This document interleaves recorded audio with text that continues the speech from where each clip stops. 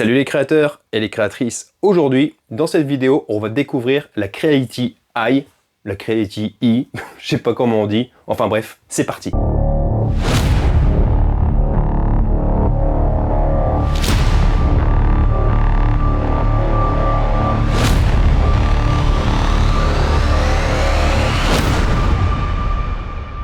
J'ai décidé de faire un autre style de vidéo. Dites-moi en commentaire si ce genre de vidéo vous plaît. Donc je vais commencer par faire une vidéo de unboxing et d'installation d'une imprimante. Ce qui vous permettra à vous, si vous avez des questions sur la machine, c'est de me les mettre en commentaire. Que ce soit pour des tests, pour plus de renseignements sur un détail précis que vous vous demandez, vous posez des questions, n'hésitez pas, je suis là pour ça. Et aussi parce que j'ai envie que vous voyez à chaud mes réactions quand je déballe une imprimante. Là, il s'avère que je n'ai pas trop d'informations à son sujet. Elle est toujours en pré-vente. Donc pour la petite précision, je suis en partenariat avec Geekbuying, qui me permet d'essayer et de tester ces imprimantes. D'ailleurs, je vous mets le lien si vous voulez vous la procurer en description. Je crois qu'au moment où je tourne cette vidéo, elle est en pré-vente à 469 €. Donc ce qui comprend l'imprimante et le CFS, donc c'est une multicouleur. Donc j'ai pas trop d'informations, comme je vous l'avais dit. Donc j'ai ma petite fiche. Elle fait du 260 sur 260 en volume d'impression sur du 300. Ah, déjà là, on peut dire que c'est pas mal. C'est dans la moyenne, c'est ni trop petit ni trop grand. Elle a une vitesse d'impression de 500 mm par seconde. C'est bien parce que ça change des 600 qu'on nous dit d'habitude. Et d'ailleurs, ils disent même dans un autre endroit que la vitesse réelle pour une belle impression, c'est 300. Et pour une fois, tu vois, ils visent pas très très haut. Là-dessus, ça me plaît. Tout ce que je sais aussi, c'est qu'elle est destinée pour les familles. Apparemment, toute la famille peut s'en servir, même les enfants, accompagnés d'un adulte, si tu veux lui apprendre les bases de l'impression, et même l'impression parce qu'elle est destinée aux débutants et aussi aux confirmés. Et ça, c'est ce qu'on va voir. On peut aller jusqu'à 16 couleurs si tu additionnes des CFS. C'est super pratique. 95% de préassemblé, c'est ce qu'on va voir aussi. En tout cas, je vais faire comme je fais d'habitude. À chaque fois que je déballe une imprimante et que j'installe, je fais comme si je n'y connaissais rien. Je lis la notice et je regarde ce que ça donne. Allez, on déballe ensemble tout de suite. Maintenant, c'est parti. Alors, j'avais déjà ouvert le dessus. Là, on tombe direct sur le CFS. Donc, je vais descendre la boîte qui est assez lourde. 19 kg, je crois.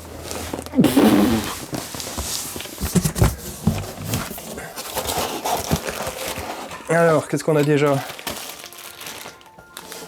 Ça doit être le câble qui permet d'alimenter, qui permet le transfert entre l'imprimante et le CFS du tube PTFE. Ça, j'imagine que c'est pour le multicouleur. D'ailleurs, j'avais déjà essayé une imprimante multicouleur. Si ça t'intéresse, je te mets le lien juste ici. Et dans la description, c'était la Anycubic Cobra 3 Combo. Et tu verras ce que j'en ai pensé. Allez, je sors tout ça. Bon, là, ce qu'on peut voir déjà, c'est que c'est bien emballé. Comme d'habitude, chez Creality, ils emballent toujours bien leur imprimante. De la mousse, en veux-tu, en voilà. Je vérifie toujours qu'il n'y a pas un accessoire dans la mousse, on sait jamais. Ok, d'ailleurs si tu veux des éléments de comparaison avec la Anycubic Cobra 3 Combo, n'hésite pas à me le demander, je répondrai dans ma prochaine vidéo. Donc voilà le fameux CFS. Alors direct à l'intérieur il est marqué pas de TPU, pas de PVA, pas de BVOH. Il faut pas de bobine abîmée, ce qui est normal, il y a des rouleaux. On a ici le système de fermeture qui permet que ça soit bien hermétique. Ok, on va mettre ça là.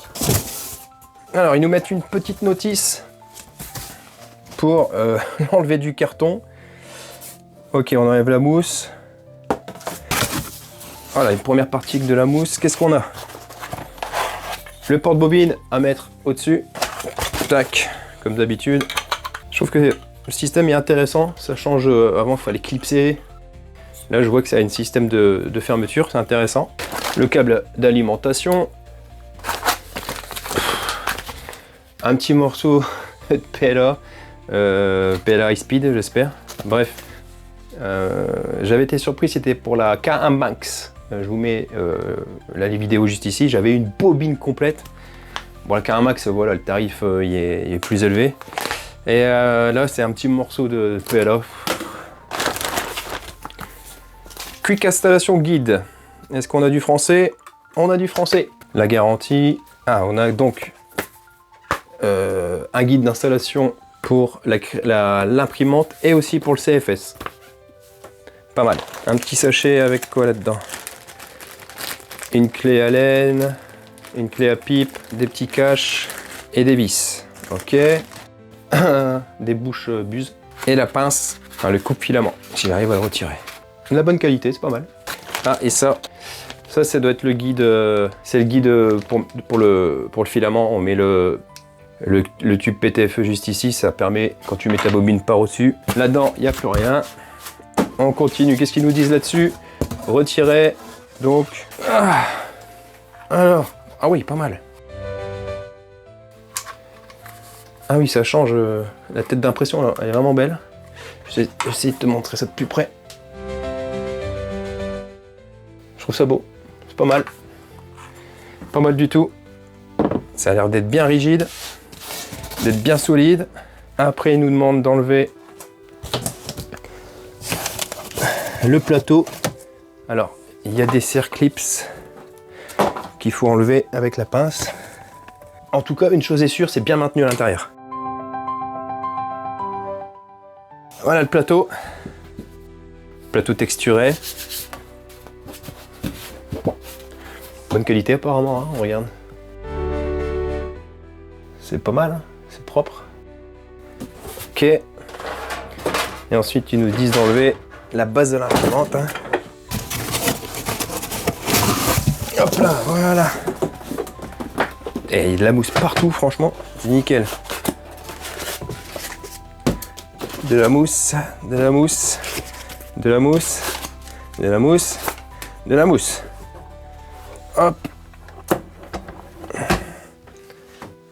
Le petit écran orientable, pas mal. Qu'on peut rabattre, ça c'est pas mal. Apparemment la boîte, j'en ai plus besoin. Ok, maintenant je vais prendre le guide d'installation de l'imprimante et on va voir ce qu'ils nous disent. Français. Ok. Alors, 95% d'assemblée nous disent. Effectivement, je vois qu'il y a juste, ils nous disent d'installer donc le cadre. Avec les vis. Tu vois, on a des petites vis comme ça. Installées. Ok. Avec une des clés, j'imagine. Ils nous disent de bien avancer la plaque vers l'avant. Ok. De mettre le cadre.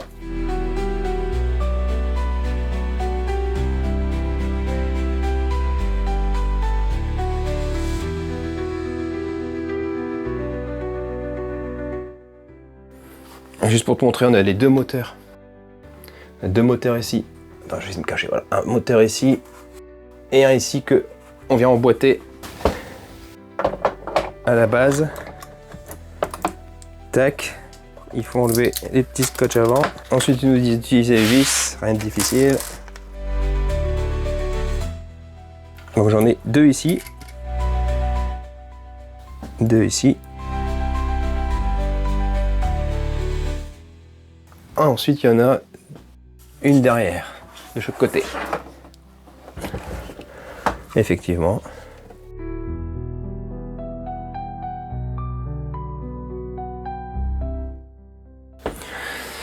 Ok, ça c'est fait. Maintenant, les câblages moteur portique. Donc c'est bien indiqué. Ouais, on peut pas se tromper.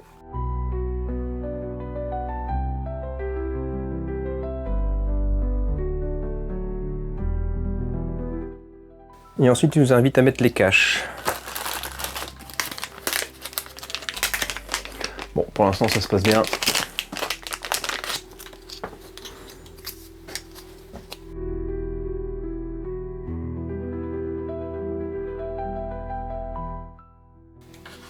Ok.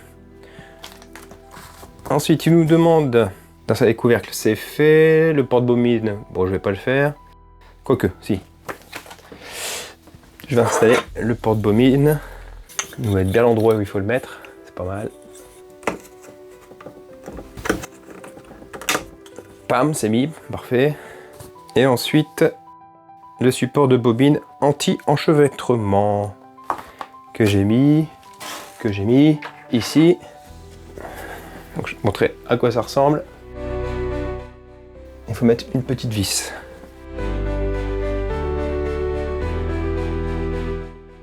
Et voilà. Ensuite, ils nous disent l'écran, on arrive sur l'écran. Donc là, pour une meilleure visibilité, je vais changer de place. À tout de suite.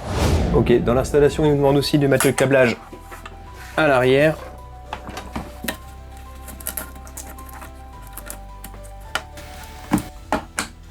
Franchement, pour l'instant, je suis assez surpris. Ça a l'air d'être assez qualitatif. C'est bien rangé, c'est propre, c'est nickel.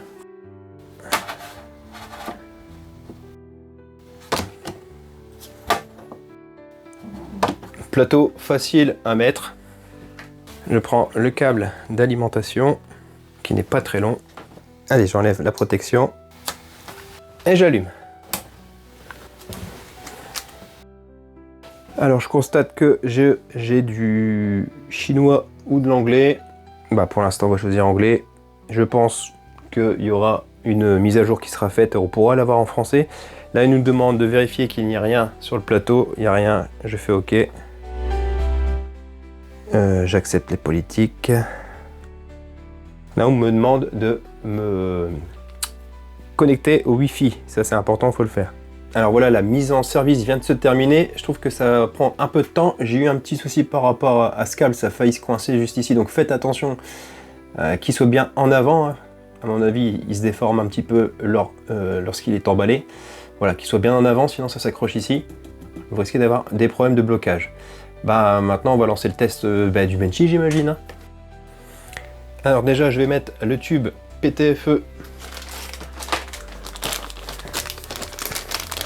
Il faut extruder avant de lancer une impression, hein, lorsque vous mettez un nouveau filament.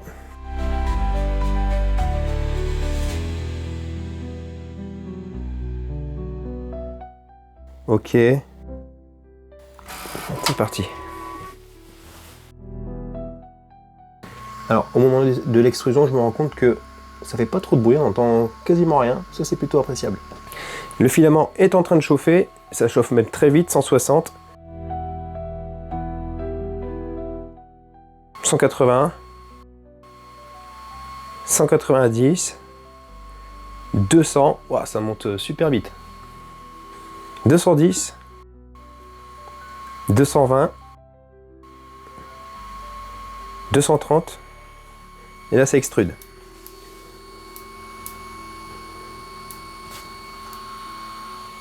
Donc ça se peut que vous voyez du filament d'une autre couleur au départ, c'est parce qu'en fait ils sont testés en usine.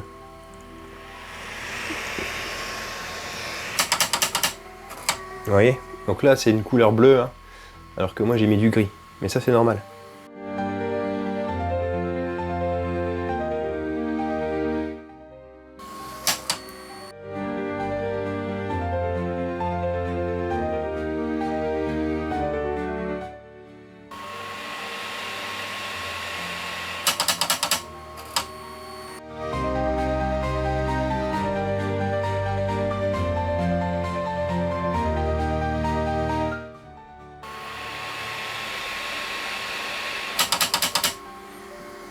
Voilà, j'ai bien ma couleur. Grise. Ça, ici, ça m'indique que c'est fait. Bah allez, on va commencer la première impression. On va voir ce que ça donne. J'ai déjà des modèles qui sont à l'intérieur. J'ai pas de Benchy, tiens. Je viens de remarquer une chose. On n'a pas de clé USB. D'habitude, on en a toujours. Là, on n'a pas de clé USB pour le transfert des fichiers. Ils veulent jouer aussi apparemment sur le fait que c'est en système Wi-Fi. Ok, pas de clé USB. Allez, 24 minutes pour celui-ci. Tiens, il y a une caméra. J'avais oublié ça.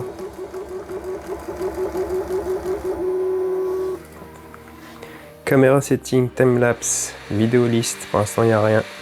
On a un joli petit écran, ça change de d'habitude, mais ça reste réactif, c'est pas mal. On a quoi? Donc on l'a dit, hein, 260 sur 260 sur 300, on a une vitesse jusqu'à 500 mm par seconde, on a un cadre en alliage d'aluminium, et du coup bah, ça permet une plus grande stabilité. Une caméra de surveillance intégrée avec capuchon de confidentialité. Alors pourquoi confidentialité? Si on se fait hacker peut-être, j'en sais rien. Le plateau d'impression est flexible, on l'a vu, hein, avec en époxy double face. On peut l'utiliser des deux côtés. Température maximale de la buse à 300 degrés. Et température maximale du plateau chauffant 100 degrés. C'est vraiment pas mal. C'est super intéressant. Bon bah après on a le capteur d'épuisement et détection d'enchevêtrement de filaments. Alors, les trucs de base qu'on a d'habitude. Et ensuite on attaquera, quand ça sera terminé, voir si tout va bien déjà au niveau de l'imprimante, on attaquera avec le CFS, donc le multicouleur. Ça va être super intéressant. Bon, normalement il fonctionne avec des bobines RFI, hein, donc ça reconnaît automatiquement la bobine, sauf que moi pour l'instant j'en ai pas. Donc je sais pas si je vais attendre d'en avoir avant de lancer le multicouleur, peut-être que si, je ne sais pas, mais en tout cas ça sera juste après ça pour vous. Là, je vais laisser finir l'impression. N'hésitez pas à me poser des questions en commentaire pour la future vidéo qui suivra sur les tests, et parce que je vais vraiment la pousser dans ses retranchements. Donc n'hésitez pas à me mettre en commentaire les questions que vous avez ou les suggestions de tests. Je suis là pour ça. N'hésitez pas surtout. On peut voir sur l'application juste ici.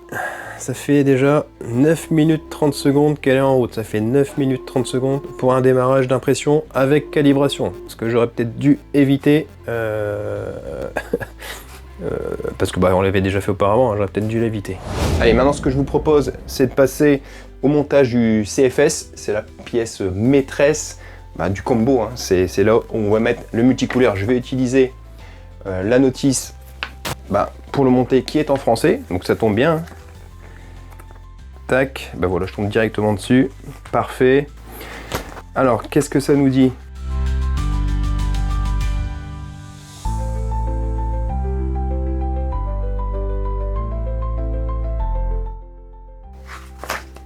Ça nous dit rien. Ça n'explique pas comment le monter. Alors, je vais reprendre la notice de l'imprimante. Hein. C'est peut-être dedans. Non plus. Ok, alors on n'a rien pour le montage du CFS. Hein. On a cette pièce là. Franchement, on ne sait pas trop où il faut la mettre. C'est mal. Là par contre, je trouve que c'est pas très bien expliqué. C'est pas grave. Il y a une vidéo qui est disponible sur Creality. Elle vous montre comment le monter. Je l'ai regardé quand même, histoire de voir comment fallait s'y prendre. Alors je vais le faire. Donc dans un premier temps, il faut prendre le collant. Donc celui-ci, vous le prenez, vous le mettez derrière. Donc ce module qui va permettre de mettre jusqu'à 4 CFS.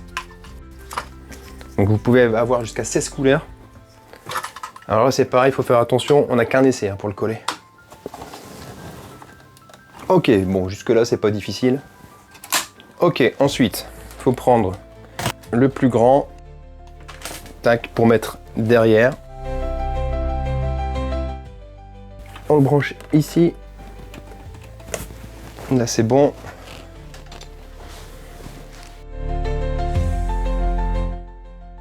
On prend le TPFE qu'on avait relié à la tête d'impression, on vient le mettre ici.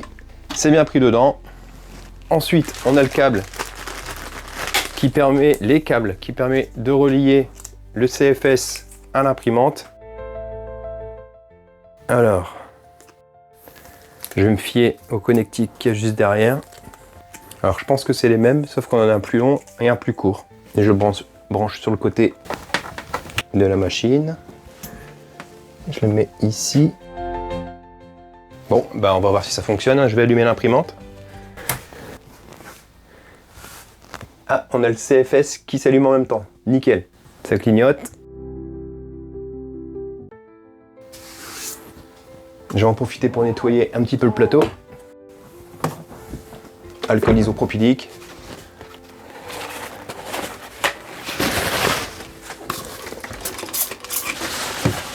Ok, alors le CFS m'indique la température et le taux d'humidité.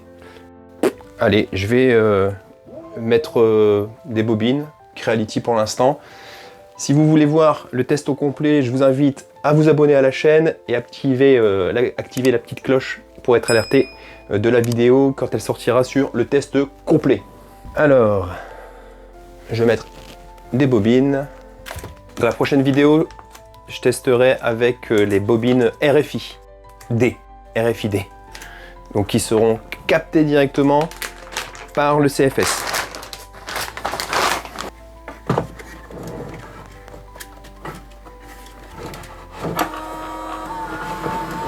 Ça prend en compte direct.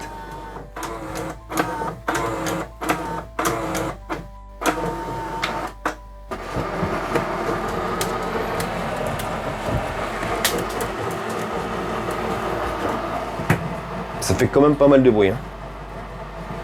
Ça passe ici, c'est arrivé jusque là, ça refait marche arrière.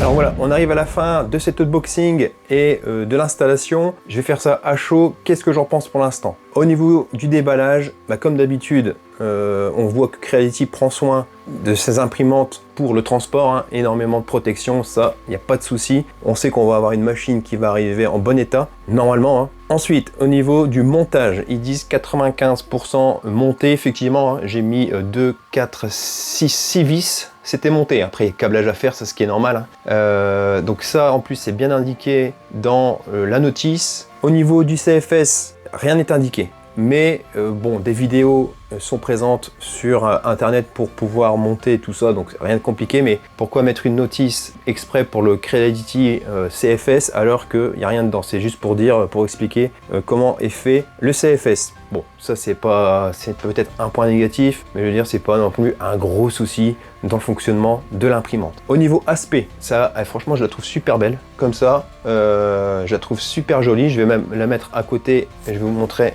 la Ender 3 V3. Vous voyez, on change complètement de design. Ça déjà, j'aimais beaucoup. J'aimais beaucoup la Ender 3 V3. On change complètement de design. Ce que je peux remarquer, c'est qu'au niveau du plateau ici, déjà, c'est plus fin que d'habitude. Ils ont changé au niveau du plateau du chauffage, à mon avis. L'écran ici, alors, plus petit que d'habitude, mais très réactif. Alors pour l'instant, il est en anglais ou en chinois, ce que vous souhaitez. À mon avis, c'est parce que j'ai reçu une des premières imprimantes Creality Eye et dès qu'elle sera rendue publique, à mon avis, une mise à jour sera effectuée pour pouvoir la mettre en français. Donc, bon, pour l'instant, c'est pas un problème. Au niveau du CFS, belle conception, j'aime bien. Ici, c'est clairement indiqué au niveau de la température et du taux d'humidité. J'ai pas encore réussi à le faire fonctionner. Justement, si vous souhaitez avoir donc les plus de détails possibles ainsi que tous les tests, n'hésitez pas à vous abonner à ma chaîne et je la sortirai prochainement, la vidéo sur le test complet. Hein.